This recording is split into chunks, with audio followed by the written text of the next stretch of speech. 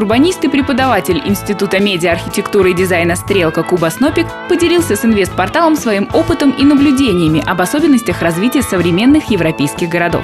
Он сравнил их с Москвой, пофантазировал о возможных путях развития российской столицы, рассказал, какой он видит современную Москву, ее исторический центр и присоединенные территории Большой Москвы, а также о том, как сделать город интересным и привлекательным для инвесторов.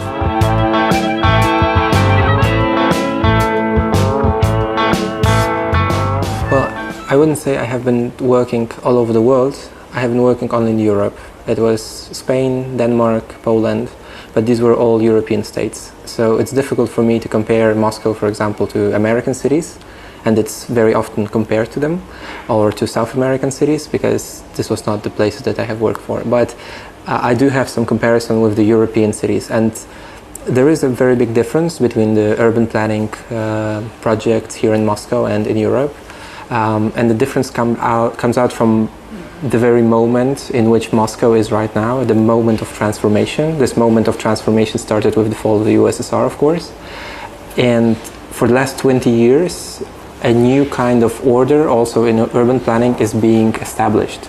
So I have a feeling that, for example, in Copenhagen, everybody knows how urban planning looks like, which has positive and negative consequences. On the one hand, they know what they are doing and they do it very consequently. On the other hand, they are quite conservative in that. So, for example, the Copenhagen Finger Plan, which is the most important planning document for the city, it exists for, I think, 60 years, and everybody is sticking to the same plan. And in Moscow, there is a situation of, let's say, relearning and redesigning the urban planning and finding new things. So this is probably the biggest difference that I can see. This makes Moscow a little bit more chaotic, but it also makes it much more interesting.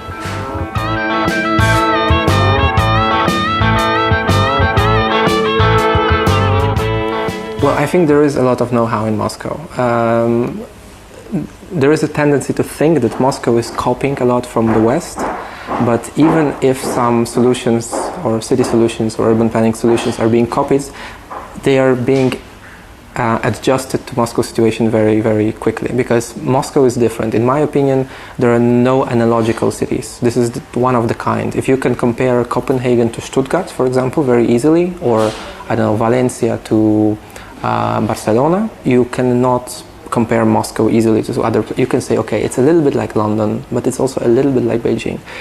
So if it's so different, every solution has to be adjusted to this different condition. And also there is another thing, that Moscow has a very severe climate. There are very few cities in the world that have such a climate. So even if you import some solution that works in the summer, in the winter it has to be adjusted, it has to work different way. So I would say that in my opinion there is a lot of know-how of how to use the city in the winter. Although many people would disagree with me and they would say that this city, as every city, is really disgusting in the winter, I have a feeling that it's still much more livable and than other cities, and the solutions that are used here, they could be implemented in some other cities that are not so good in managing the winter conditions.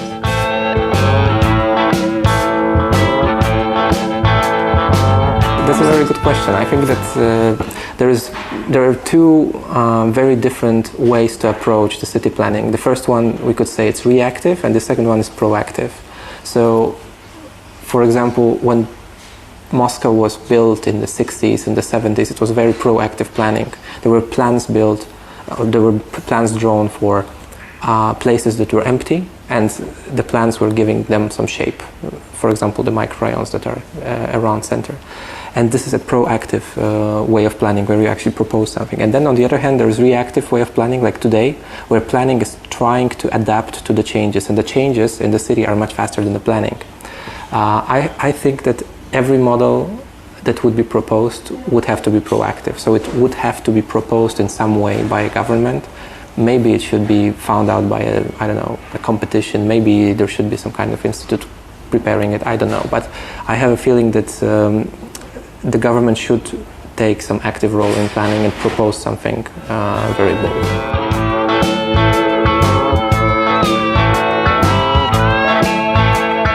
I think that the most interesting project, urban planning project that could be done, and that is that is being developed in a way is some general idea for the development of the whole agglomeration. Not Moscow it's by itself, but Moscow and the region, because Moscow is much more than what is inside Mkad.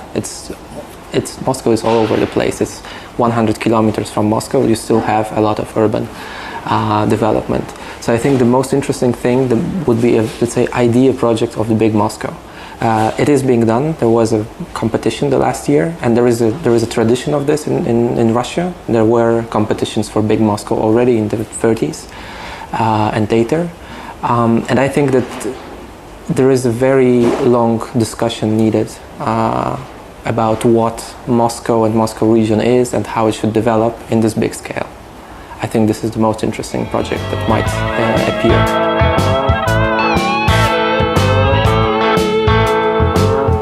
I have seen the projects that were submitted for the Big Moscow. I think that one of the ideas that was stuck in my head was to develop the city very strongly connected to the airports. There are 3 airports, and they give a certain liberty to the people who live in Moscow. They also define the life in Moscow. Everybody can leave at every moment, and everybody, or a very big amount of people, do travel. Moscow is very accessible from everywhere. This is something that kind of seems natural to everyone who lives here, but it's not natural.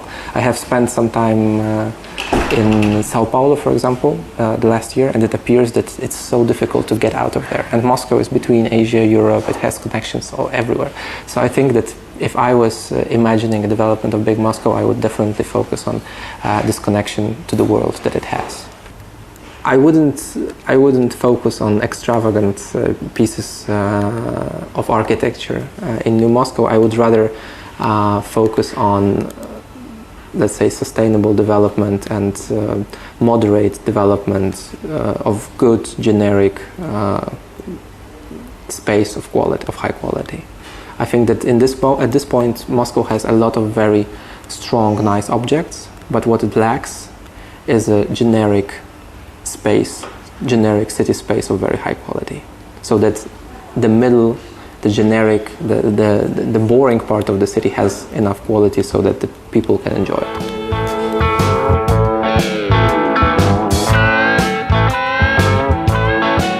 I think that what is the typical way to attract investors in Europe is proposing some sort of a very strong public program or public solution, public architecture, and building commercial program around it. Things like this are happening already in Moscow. There is a lot of investment in public space, but I think that there is not enough investment in public architecture, which is quite weird if you take into consideration the climate of Moscow. I can understand why, for example, Barcelona is investing a lot of money into public space, because it can be used like 11 months a year, like every day. But in Moscow you can use the public space, let's say 5 months a year, and another 7 months you would rather be inside. So I think that what could be interesting are potential projects in public buildings that can later be developed with help of commercial forces of market and commercial projects. The most important thing is the right balance between public and private. So in the cities which are considered most successful, you have, let's say, a carcass of the city or a spine of the city created of public spaces, streets, piazzas, squares, whatever, crescents. And then there is a lot of commercial activity surrounding all these places.